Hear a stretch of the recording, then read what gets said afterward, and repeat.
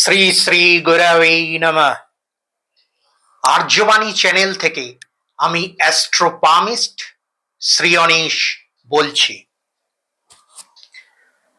অনেকে জানতে চাইছেন যে আমাদের দেশের মাননীয় প্রধানমন্ত্রী নরেন্দ্র দামোদর দাস মোদিজি পরবর্তী লোকসভা নির্বাচনে কি পদপ্রার্থী হবেন, মানে ভোটে দাঁড়াবেন নাকি দাঁড়াবেন না, নাকি অন্য কারো হাতে নেতৃত্বভার বিজেপি দেবে। তো এর উত্তরে একদম সোজা সাপটা উত্তর যেটা, সেটা হলো 29-এর পরবর্তী লোকসভা নির্বাচনে নরেন্দ্র মোদীজি দাঁড়ানোর প্রশ্নই আসছে না। এটা হলো 1 নম্বর কথা।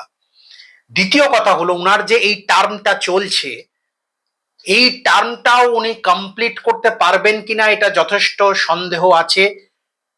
জ্যোতিষ আঙ্গিক থেকে, মানে অ্যাস্ট্রোলজিক্যাল প্রেডিকশনস যদি করা যায়, তাহলে 29 পর্যন্ত উনার যে টার্মটা, সেটা উনি কমপ্লিট করতে পারবেন কিনা এটা যথেষ্ট সন্দেহ আছে। তার কারণ হলো, সময়টা একটু নোট ডাউন করে নিন। 27/5/2026, 27/5/2026 থেকে 23/10/2026, 27/5/2026 থেকে 23/10/2026, এই সময়কালটা মাননীয় মোদিজির স্বাস্থ্যের জন্য শুভ নয়, কোনোভাবেই তার স্বাস্থ্যের জন্য শুভ নয়। যদিও আমরা জানি যে মোদিজির শরীর খারাপ হয়েছে, বা উনি ছুটি নিয়েছেন, বা উনি শরীর খারাপের কারণে কোনো কর্মসূচি বাতিল করেছেন, এরকম ঘটনা আমরা কিন্তু ভারতবাসী কখনো শুনিনি। উনি যথেষ্ট সক্ষম, উনি যথেষ্ট বলশালী, এ ব্যাপারে কোনো সন্দেহই নেই। কিন্তু এই টাইম ফেজটা 27/5/2026 থেকে 23/10/2026, এই সময়কালটা মোদিজির স্বাস্থ্যের জন্য শুভ নয়।